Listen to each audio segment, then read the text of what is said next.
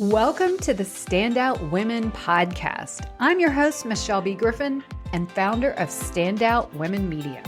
As an author, speaker, and certified personal brand and PR strategist, I'm here to empower and elevate women just like you to get visible, build your personal brand, and own your lane as a visible brand authority and thought leader in your space.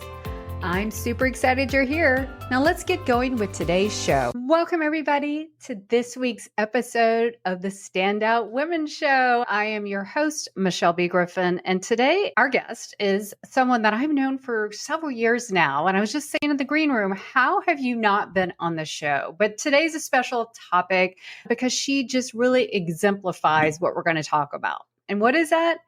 It is being an introvert or so-called self-proclaimed introvert. It is not anything wrong. It is not a label. I see that in so many people like clients and people in LinkedIn. They'll say, I'm an introvert. I can't do X, Y, Z. And I feel like that's such a self-limiting belief. So who better than to show us exactly how to do it?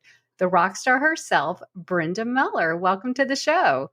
Hey, Michelle, I'm delighted to be here. Thank you so much for having me. And it seems kind of crazy that we haven't, but we've been on, I think, podcasts together and LinkedIn Lives on my hosting together. We've done different things, but delighted to be on your show. So thank you so much for including me.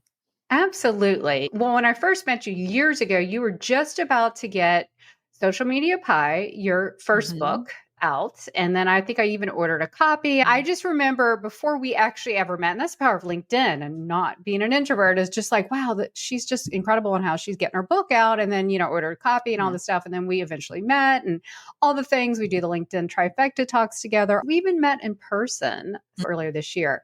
But one of the things that I remember, and it always stuck with me, is that you call yourself an introvert. Now, there's nothing wrong with that label, but some people kind of use it as a block. So I invited you along today because not only that, you're also a marketing whiz. And let's tell everyone, if they haven't met you yet, about what exactly you do with your marketing. Thank you for that. I come from a corporate marketing background, and what I do now is I help people as an independent consultant, as a LinkedIn trainer and coach.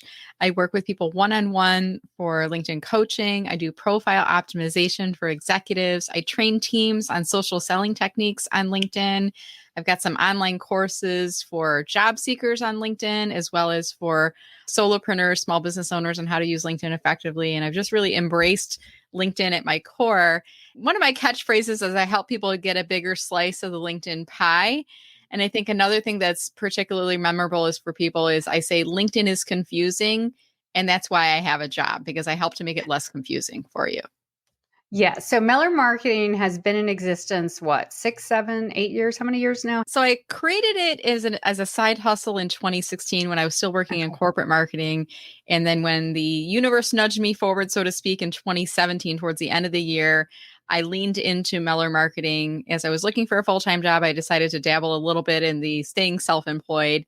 And then starting in January of 2018 was really when I went full-time in on my business. And gosh, I've been doing it, coming up on 6 years now. So it's been a fun ride.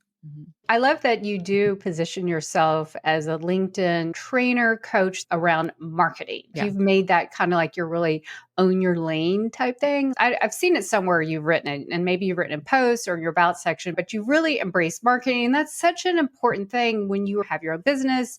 You need to get out there. Now, I cannot tell you how many times people say, but I'm an introvert. And, you know, my whole core is to help women, especially, put themselves out there, get visible, and build their authority. Now, you can't do it when you say I'm an introvert and it's a self-limiting belief. But you tell us, what is your feelings about, as you are an introvert, how do you step aside and let that not stop you?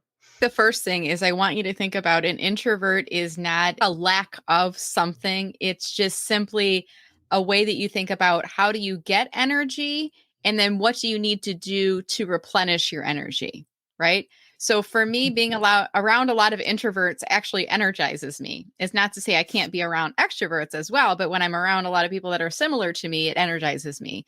After I'm done being around a lot of people, whether they are introverts or extroverts, I need some downtime.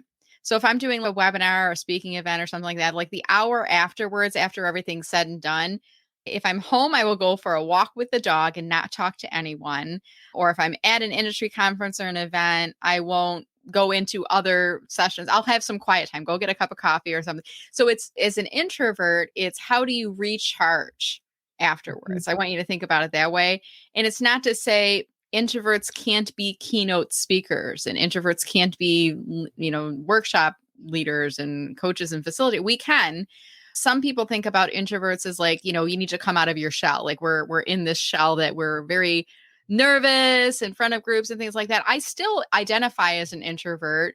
I think there's times that you might see me and go, wow, she's definitely an extrovert. She's got the pink cowboy hat and the feather boa and the sunglasses, and she's passing around a pie tin in the room when she's presenting. So there might be some extrovert qualities that I bring, but come end of the day, I'm the type of person that I'm usually pretty quiet and more individualistic versus thriving inside groups. And it's just really the way that I recharge myself afterwards. That's a great rewrite of that narrative, because I think people just constantly hear that and they just start to believe. So as an introvert who also is a national speaker, workshop facilitator on LinkedIn quite a bit, doing your own LinkedIn lives and podcasts, just illustrated none of that is true. You can do all those things. I even think sometimes that I've heard people say who are introverts, getting online is actually easier for them than being in person. Do you find that to be true, or is it about the same? Absolutely. And for me, back when social media was first a thing, I had all my friends like, oh, you got to get on this Facebook thing. And I'm like, why do I want to connect with people that I went to high school with and old boyfriends and people like I didn't keep in contact with them for a reason. So why would I do that now? And then LinkedIn came onto the scene, and I had somebody that I really respected who worked in marketing. And this was back when I was in corporate marketing at the time. And you kept getting those, join LinkedIn, this professional networking site. And I realized, God, just a way that I can connect with people online that I don't have to walk up to them at a networking event and say, hi, I'm Brenda Meller, which scared the crap out of me. Pardon my language there. But like, that to me was like very intimidating. Or standing up in front of the room and talking to people was very intimidating, but I can go and post something on LinkedIn and it didn't bother me. I didn't have the same hesitations there. So I think if you are an introvert, you can embrace a platform like LinkedIn, and it can help you to get more comfortable with the uncomfortable, scenarios. But I think because you're interacting with yourself through your platform as opposed to being eyeball to eyeball with people. That's a really good point. In fact, I don't know if you ever heard me say this, but I'm a very extroverted person, but I call myself, and I'm getting better, but when I really decided to get full force on LinkedIn, like post all the time in 2021, I felt like an online introvert. And sometimes I'll say that because I feel like my true self is kind of squashed online. I don't know why.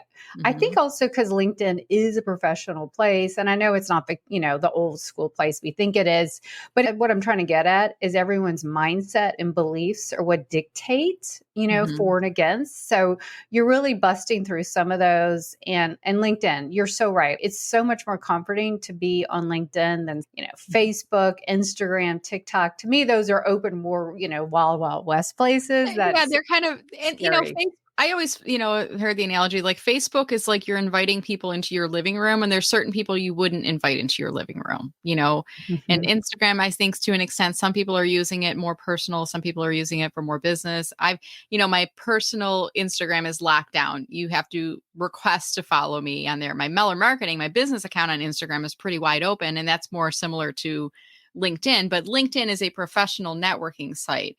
We're not sharing to the extent that we do on Facebook and Instagram, family photos and what's going on in our lives. And I need a new used car. And does anyone have a new doctor? I mean, we're not doing personal things. It's more the equivalent of going to a professional networking event or networking with your coworkers and representing your company. So it feels to me like it's a safer place for you to be out there. It's interesting, though, that you say as an extrovert, LinkedIn can feel somewhat limiting to you. And I think that's because as extroverts, you crave in-person interaction that energizes you. Yes. As an introvert, I can do the in-person interaction, but even when we were together in New Orleans, there was times where I'm like, okay, I'm done with people for now. I can't people anymore. I need to go back to my hotel room and not people for a while. like you need that downtime. Whereas you're like, go, go, go. I need more Yes. people, right? That's exactly it. And I think that is a revelation I had, starting my business during the pandemic. We all had to.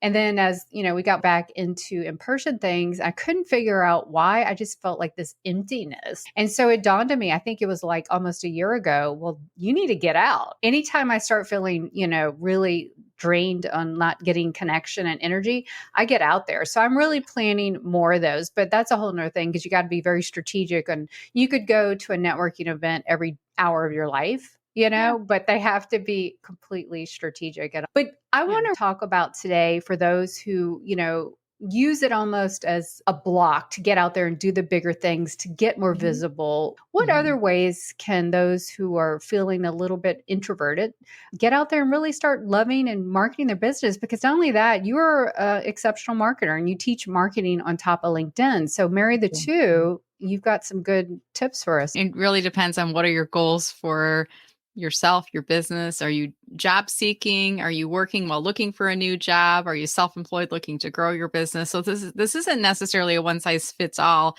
but I'll start with, as an introvert, sometimes we tend to shy away from meeting up in person or going to Mhm. events. So one thing I would encourage you to do is if you are an introvert, you should be, now that the world is back open again, you should be aiming to get out to a networking event. I'm trying for once a week right now. Mhm. And some weeks it's easier than others, especially in the summer months when there's not as many events happening. We've got holidays and things that are happening. So maybe it's 2 to 3 times a month as opposed to weekly. But to go there and with the intention of, I just want to meet one new person today. And I'm not going to sell to that new person, that new contact, but I want to meet someone new that I don't know of because I think as an introvert, our inclination, myself included, is when I go to an event, oh, look, it's Michelle Griffin. Oh, look, it's Yeah. Michelle Raymond. Like I want to go to the people that I know as opposed to meeting new people, because that can be very, very intimidating and very overwhelming, especially when you go up to a group and everybody seems like they know somebody else and you're the only person who doesn't know anyone, but then you see a familiar face. Your inclination Mhm. is to go and talk to that person. But what I will do in those scenarios is I'll walk up and I'll say, hey, Michelle, I'll say, it's my first time coming out to this particular chamber or event, and I want to meet some new people. Do you know anyone else here in the room? Do you know anyone you can introduce me to? And you might be like, oh, let me see. And you would do this for me. You'd be like, oh, you should meet so and so. She's a CPA and she works with a lot of small business owners, and there might be a nice referral opportunity for you to. And then you'd walk me over and introduce me. So that's kind of the create your own wingman way of doing things. And the other is if you walk into the event and you know nobody, find somebody who looks like you, who is walking around looking like they don't know anybody, and walk up to them. Hey, it looks like you're new here too. Or if everybody's kind of paired off and doing their thing, I go to the coffee station because that's our corporate drink of choice. I go to the coffee Mhm. station and get my caffeine or water or whatever. There's always people milling around there. And I'll start there and try to meet someone, or I might go to the registration table and introduce myself to the host. Typically that works. So that way, when I'm leaving, I'm meeting more than that one person I set out to, but I'm setting my goal low enough so that it's not overwhelming. I don't need to meet all 100 people who were there. Mhm. I just need to meet one new person. And if I meet more than that, great. I've overachieved my goal. Also, when I go to events, and plus my previous job, we'd host a 2,000 person conference in Orlando every year. There were people who go to conferences every single day that don't know people. And I was Yep. always super sensitive to that. So those are good tips too, from a host point of view too. If you are Mhm. hosting events, to Yeah. really be on the lookout. They just don't know anyone yet. They just Yeah. haven't met you yet, as the Michael Bublé song said. I just haven't met you yet. So that I love that. So Yeah. there's a great tips. Now, let's put this in context. The original question I asked you, Brenda, our audience mostly here is, women entrepreneurs, experts who are running their own business. And Yeah. I can think of two friends and clients when I'll suggest some things, they're like, but I'm an introvert. And I didn't reprimand them, but I'm thinking at the time, but that doesn't stop you. Yeah. So Mhm. you're the role model here. You're telling us, try to get to one event a week, or at least two to Yeah. three times a month. Getting out of that comfort zone is huge. You've just Mhm. given us 2 to 3 tips on how to present it. Now, on the Mhm. flip side, having a really strong introduction or feeling very confident in how you introduce yourself, I'm interjecting this idea, but I'm Yeah. assuming that really comes into play as well. Yeah. The introduction is something that it's really top of mind for me. I belong to a women's networking group. It's called Mhm. Inform. Men are welcome to join and attend our meetups as well. And my son is a new entrepreneur. He just graduated high school a year ago. He started a car detailing business. And I said, come to this event with me. Bring your business cards. But I said, keep them in your pocket. Don't like hand them out unless they're asked for. And I told him the format of the meeting. And I said, we're going to go around and do our 30-second introduction. So you should be prepared to introduce yourself. Tell people what your business is, how people can get a hold of you, come see you afterwards, kind of a thing. And we went around the room at the beginning, and I'm one of the meeting hosts of the Inform Troy group. It's either myself or one of my co-leaders that starts off the meeting, and then we tell the flow, and then we say, here, we're going to do our introductions. And we say, I'm going to do my introduction first so you can see how long it should be. And then we go around the room. And there was probably 20 people in the room. My son did a great job with his introduction. He made people laugh. I was so proud of him. Hmm. We were leaving the event. We drove together and we were walking out to the car. I said, what did you notice about introductions? And we were talking about it for a little bit. And there was a couple people, when they delivered their introductions, they were factually true, but the passion wasn't there. It was Mm. more like you could tell they've done these introductions over and over and over again. And it was almost like, as sometimes I feel like corporate employees, they die a little bit inside, and when they introduce themselves, it's almost apologetic the way they explain what they do, or I do this for the company and they also help with this. And it's just the tone that's coming out makes me not want to learn more about it, as opposed Yeah. to when you introduce yourself, you need to be excited. You need to sound happy about what you do, because people are more drawn to that type of a personality. And introverts, you can do this too. You just got to practice. Mm. There was one woman in the group, and she was talking about, she exited the corporate ladder, and I can't remember how she said it, but I was like, oh, that's a good way of saying I'm no longer in corporate. Like, the way that she explained it. And I usually start my introduction with, hey, I'm that friend that knows LinkedIn. So if you ever have any LinkedIn questions, come and see me. My name is Brenda Meller and my business is Meller Marketing. So I'm leading the thing that's going to draw the audience in, and it sounds like almost like a free sample. Like, come to me if you have any Mhm. LinkedIn questions. And sometimes I'll remind people, depending on the context, like if we're meeting up on March 14th, 3.14 Pi Day, Yeah. I'm going to start my introduction with, you all know what today is, right? And I don't even like tell, because there's people in the room that know that I love pie. Like, pie is part of my brand. My book is called Social Media Pie. And when I say 3.114 and somebody, Pi Day, I'm like, yes, it's Pi Day today. PI, PI Day, the mathematical formula. But I don't use the same introduction for every venue, every event, every time. I Mhm. try to like tailor my introduction to what's happening in the room or what's happening that day, But the key thing, Michelle, is that you have to be excited Yes. about what your introduction is. Even if you're not happy with your job, even if your business is not going well, you got to come out with your A game with that introduction, because that's going to make you memorable in a sea of people that are forgettable. It's either Dale Carnegie or Zig Ziglar, and I don't have the exact quote, but they have a famous saying, if you want other people to be interested in you, you need to be interesting. Any of this can be practiced. I want enthusiasm. I also want to say that those that can nail, 20, 30 seconds, long drawn out intros are never good either. I call these anchor points. We want an anchor point. I love the version you say, I'm that friend. We all say that expression. She's Yeah. that friend, Mhm. So I knew you would have some good marketing line. That's why we're talking about this today.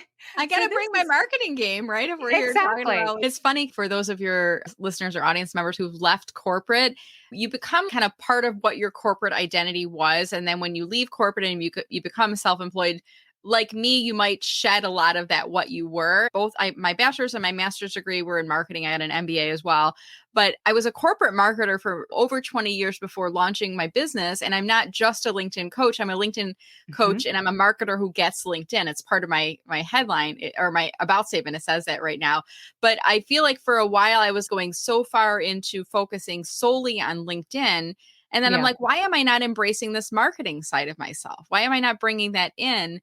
And there might be some of your listeners, like I said, who've left corporate that are like, I've left that side and now I'm doing this. But I think you should embrace I'm a experienced corporate marketer who now does LinkedIn coaching. Like that's a part of your DNA for your business. I remember when I first read that somewhere in the last couple of years, this is what I called a golden anchor point. Like that anchored and that differentiated you from all the other LinkedIn trainers. Let's talk about this because behind it is the book, Own Your Lane. That's really you powerfully positioning yourself, owning your lane. And not to mention, it is part of you, but you love it. Because I also have to say, there's people who have a lot of experience and attributes, but they don't love it anymore. Yeah. And that was exactly how I started bringing my PR background. I have a master's in PR. My early part of my career, I worked in PR, and now I'm helping, entrepreneurs do it, not big brands, but you've got to really embrace and position yourself so you can own that. And then going back to that enthusiasm, that just really shows. So this has just been a mini lesson on how to network and market yourself. Because let's face it, those intros are the first impression factor is what I call it. If you can't get past that, it's really hard to come back. I always like to say, I don't know if you've ever been to one of these, Brenda, but I went to a Snap networking event. When you have to introduce yourself in seconds, you have to bring your A game. In fact, I would not recommend going to one of those until you have nailed your intro. What do they do? Do they ring a bell or do they ding a gong or what do they do? It's so stressful, but it's so good for you. It's one of those things. If you want to get your A game up, you go to those and you will learn a lot. Some people who've been going to these for a while, they're just pros at it. As we wrap up today, just to recap, being an introvert is just a self-described label. It's really how you charge or uncharge. It's a description. Extroverts are not better than introverts. I think there's actually more introverts in the world than there are extroverts. Yeah. It's how you get energy and then how you recharge after you're around people is really what you should be thinking about. And you can be an introvert and be successful in business and be in a very public role, or you can be an introvert who's not, that way. It's not a character flaw. It's a personality description. I think that's what I want to leave your listeners with. Love that. And like anything, it's just a muscle we need to flex more than others to really train it. And what you gave us some wonderful tips. Try to go to a networking event at least once a week. Really nail that introduction. Have an anchor point. Be enthusiastic about it. And just nail it so that you leave a lasting impression to start a conversation down the road. And then try to not cram a bunch of different things. Just have one sticking point. Any last tips before we find out more how to connect with you, Brenda? I wish I had some ready. Maybe I should have a introvert's guide to marketing checklist. Even some of the things that we talked about, like getting out to networking events and being active online and embracing the fact that it's not a character flaw, but a personality description. Yes. It's just tweaking the dial slightly. I say we've probably had 5, 7, 8 good checklists, and LinkedIn is a great place to get started. So speaking of checklists, Brenda's known not only for pie, but for her checklist. How many different checklists do you have on your website? I've got 7 right now and counting. Okay. And sometimes I have people say that's too much. And I'm like, but they all serve slightly different audiences. They're not all identical. And there's some people that will download multiple checklists because I've got like LinkedIn for coaches. I've got LinkedIn for podcasters. I've got a book marketing on LinkedIn checklist. I've got 2 job seekers. One is called Do This First if you're thinking about leaving a corporate role and looking for a job. And the other one's called Do This Now. It's for people that are actively unemployed. Some tips on LinkedIn and some tips on other areas. And then there's a company page checklist. I don't know. Was that everything? Speaker. I think speaker check, LinkedIn for speakers as well. Yeah. So a lot of them are focused around using LinkedIn, but then as a speaker, podcaster, author, coach. So there's slightly different variations. And you might find yourself in a scenario where you are like Michelle. I'm going to gesture over here. Like Michelle, you are a speaker, you are a coach, you are a consultant, you are an author, you are a podcaster. So if you download multiple checklists, you're going to start to see a theme for what I'm talking about and how to use your profile. And kiddingly, but also partially seriously, I always tell my clients, my goal when working with you is to get you to the point that you don't need me anymore. I want you to anticipate what you should be doing on LinkedIn.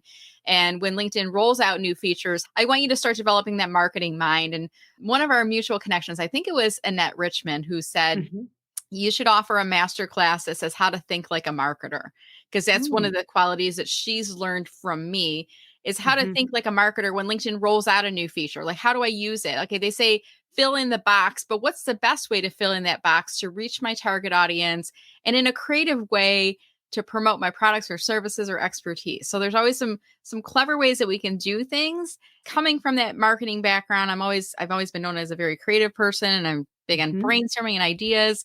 And I like to know what the rules are, and then I want to figure out how can we best expand into those boxes to work within the rules, but then to really market ourselves the most effective way we can. That's how you're owning your lane and helping others do the same on LinkedIn. So that's fantastic. I definitely think that masterclass should come out someday. For those who have just gotten this fill of all these great information, where can someone go to connect with you on LinkedIn or your website? Two places would be my website, mellermarketing.com, or you could go to LinkedIn and follow me, Brenda Meller. I do look at my followers once a week. And if you don't know the way of, inviting someone to connect that has the follow button, I will find you. I'll look up your follower and I will screen you in and make you a new connection. Or you can just click on the more button. This is a little backdoor way. Click on the more button and you'll get an option underneath that will either say personalized invite or connect. And then from there, you can just mention that you heard me on Michelle B. Griffin's Standout Women show, and I would be happy to connect with you. Definitely check out her podcast, Enthusiastically Self-Employed. Yeah. That's been a year or two now. Remember when you didn't have a podcast? Oh, backstory on this. And for all of your listeners, I have to let you all know, I'm going to point the right way. Michelle right here is the reason I launched when I launched, because I was like this close to do I go out? Do I wait? And she's like, why don't you just launch it? Do a soft launch. Nobody's going to know that it's there unless they're looking for it. And then it's up and it's running. And I was like, yeah. So that was March of 2020. I have now surpassed 100 episodes, nearing 6,000 total downloads. I'm doing 2 episodes a week, and I'm pulling from my library of past interviews I've done on LinkedIn live shows and things like that. And I'm also starting to do LinkedIn profile mini audits. I'm also doing LinkedIn strategy tips as a part of it. But the show is called Enthusiastically Self-Employed, and it's business marketing and LinkedIn tips for those people that are self-employed, coaches, consultants, or small business owners. Congrats already on over 100 episodes. Well, Brenda, thank you so much for being here today and sharing all your insights. So appreciate it. Can I give one more quick plug too? Absolutely. So I'm doing a membership program. You alluded to it earlier. It's called Marketing with Meller, the membership-based type of thing. So it's not like going through an online course and doing the work. It's more of online learning with me. But the idea of how to think like a marketer for the masterclass is kind of related to the membership, because my members of Marketing with Meller get access to all of the members. You can go to mellermarketing.com/join to learn more about that membership. I can imagine how amazing it'll be. All right, everybody. Until next time, keep putting yourself out there. You have a brand to build, a message to share, and people to impact. I'll catch you next week. Take care. That's all for today. In the meantime, are you ready to grow your visibility, personal brand, and thought leadership? Then head on over to michellebgriffin.com for free resources to get started and get going today. And until next time, thanks for listening.